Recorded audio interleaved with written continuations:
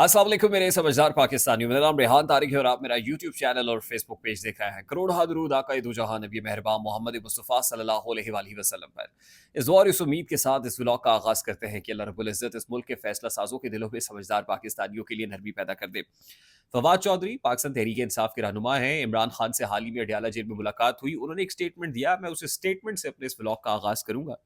कहते हैं कि मुल्क में आप मुंह खोल सकते हैं लेकिन सिर्फ डेंटिस्ट के पास, और वो भी डेंटिस्ट अगर आरिफ अलवी हूँ। ज़ाहिर है आरिफ अलवी साहब जो साबिक सदर पाकिस्तान है, वो डेंटल सर्जन भी है, डेंटिस्ट भी हैं, डॉक्टर हैं। और वो कहते हैं कि अज़राए तफन्नुन ये कह रहे हैं कि मुल्क में आज़ादी इजहार नहीं है, मुंह खोलने की इजाज़त नहीं है। कुफल बांधे हैं मेरे लब पे तेरे बंदों ने, जुर्म ये है कि सदाकत का तलबगार हूँ मैं। कहते हैं मुंह खोल सकते हैं डेंटिस्ट के पास, लेकिन वो भी तब जब डेंटिस्ट आरिफ अलवी हूँ।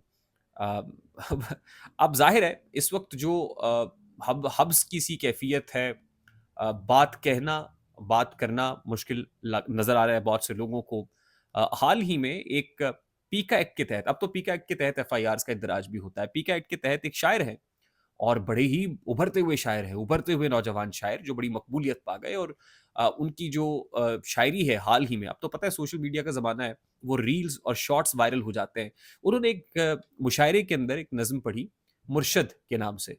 मुर्शद हमारी फ़ौज क्या लड़ती हरीफ से, मुर्शद उन्हें तो हमसे ही फुर्सत नहीं मिली। अच्छा, ये मुर्शद जो गाना है वो फिर उसके बाद एक सिंगर है मोहसिन मलंगी, उन्होंने गाया, और मोहसिन मलंगी भी रातों रात वायरल हो गए मुर्शद गाने की वजह से।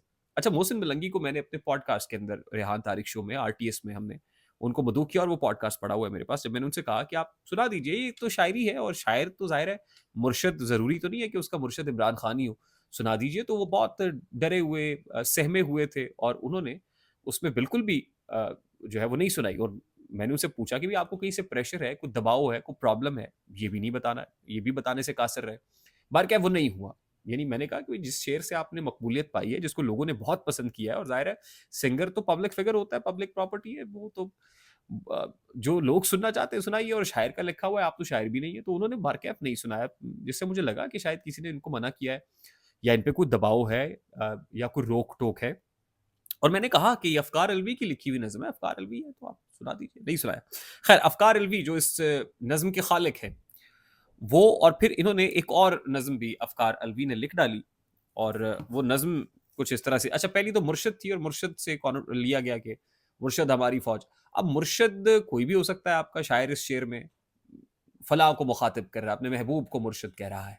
फ़ौज क्या कोई भी फ़ौज, ज़फ़र मौज जैसे हम कहते हैं, ज़रूरी तो नहीं है कि वो कहीं मिलिट्री की बात करे। मैं तो उसको इस तरह से तशरीह नहीं करता, या मैं वो कॉनोटेशंस को ऐसे ड्रॉ नहीं करता कि वो कह रहा होगा। और ज़ाहिर है जिनका उर्दू अदब से ताल्लुक है या शायरी से कोई ताल्लुक है, वो चीज़ों को समझते हैं। फिर रिसेंटली उन्होंने, अफ़कार अलवी ने एक और जो नज़्म है वो कह डाली कि असा तेरे यार फ़ौजिया, सानू ते ना मार फ़ौजिया।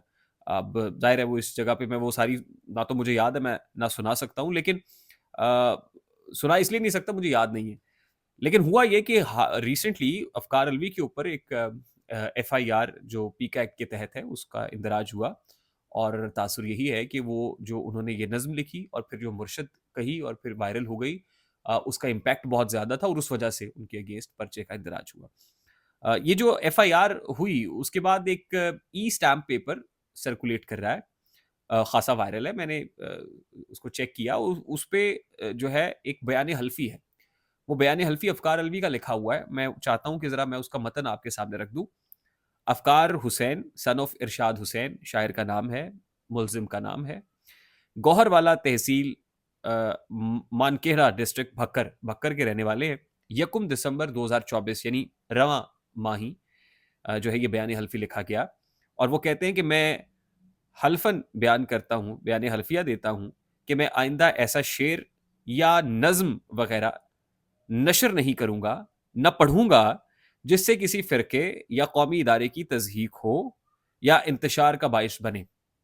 बल्कि मैं ऐसी शायरी करूँगा जिससे मुल्क में अमन हो।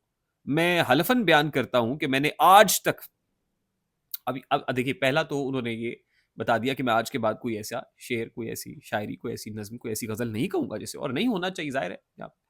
लेकिन अगला जो है ना, जो चीज़ अंडरस्टैंडेबल है, वो कहते हैं मैं हलफ़न बयान करता हूँ कि मैंने आज तक कोई ऐसा शेर नहीं कहा جس کا مقصد کسی واقعے یا ادارے کی تضحیق کرنا ہو، میں حلفاً بیان کرتا ہوں کہ میرے کسی شعر کو خاص مقصد کے تحت کسی ادارے کے خلاف کوئی کوٹ کر رہے ہوں تو میرا اس سے کوئی تعلق یا واسطہ نہیں ہے، اور میرا کسی سیاسی جماعت سے کوئی تعلق نہیں ہے. Now here comes the point, this is what I سے، کہ شاعر ہے اور شاعر نے شاعری کرنی ہے. وہ کہہ رہا ہے میری کسی سیاسی جماعت سے تعلق نہیں. میرے شعر کو آپ کیسے لیتے ہیں؟ آپ اب ظاہر ہے پاکستان تحریک انصاف سے شعر کو پڑھے گی تو وہ مرشد جو ہے وہ عمران خان کو کہے گی.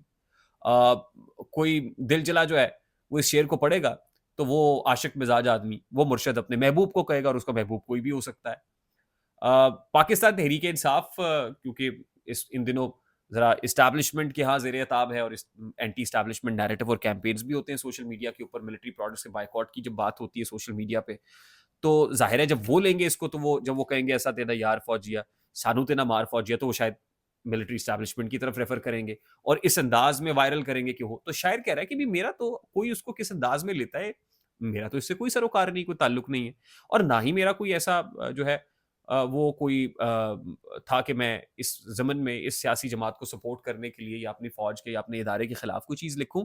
تو اگر کوئی ایسے کر رہا ہے تو اس کا میرے ساتھ کوئی تعلق نہیں ہے. اور یہ برملا انہوں نے کہہ دیا کہ میرا اس کے نہ کوئی واسطہ ہے، نہ میرا اس سے کوئی تعلق ہے، نہ میرا کسی سیاسی جماعت سے کوئی لینا دینا ہے. لیکن پہلا جو اسٹیٹمنٹ ہے وہ لکھ دیا کہ میں آئندہ یہ اشعار نہیں پڑھوں گا. اور میں نے جو شاعر تھا محسن اپنا جو سنگر محسن ملنگی جن کا پوڈ کاسٹ کیا، انہوں نے بھی یہی کہا کہ میں آئندہ، میں نے پوچھا بھی اب یہ آپ میرے پوڈ کاسٹ میں نہیں پڑھ رہے تو آئندہ آپ سے یہ نہیں سنیں گے ہم. تو انہوں نے کہا جی بس جاؤ جدھر کہیں جس کو داؤ لگے گا کسی جگہ موقع ہوگا تو پڑھ دیں گے، لیکن میڈیا پہ آ کے شوز کے اندر آ کے ہم اس کو نشر نہیں کریں گے کیونکہ لوگ اس کو کسی اور طریقے سے لیتے ہیں. اس کا امپیکٹ بہت زیادہ ہے. آپ اندازہ کر رہے ہیں کہ کیا ہے. میں یہ سمجھتا ہوں کہ مقدمات، ایف آئی آرز، پکڑ دھکڑ، کیسز، اس سے بہت بہتر ہوتا ہے. یعنی آپ حکومت کیجئے تو آپ کسی کے دل پہ حکومت کریں رادر دن کہ آپ زور بازو کسی کے دماغ پر حاوی ہونے کی، مسلط ہونے کی کوشش کریں. دلوں کو جیتیں اور پیار سے جیتیں. یوتھ ہے which is 65% of this country، سب سے بڑا ریسورس ہے، ہمارا ایسٹ ہے. قریب آنے کی ضرورت ہے، اس گیپ کو برج کرنے کی ضرورت ہے، پرسیپشن بلڈنگ کی ضرورت ہے. جو ہو گئی ہے وہ غلط ہوئی ہے، اور اس غلط ہونے کے اندر بھی میں یہ سمجھتا ہوں کہ آپ کا بہت بڑا رول ہے.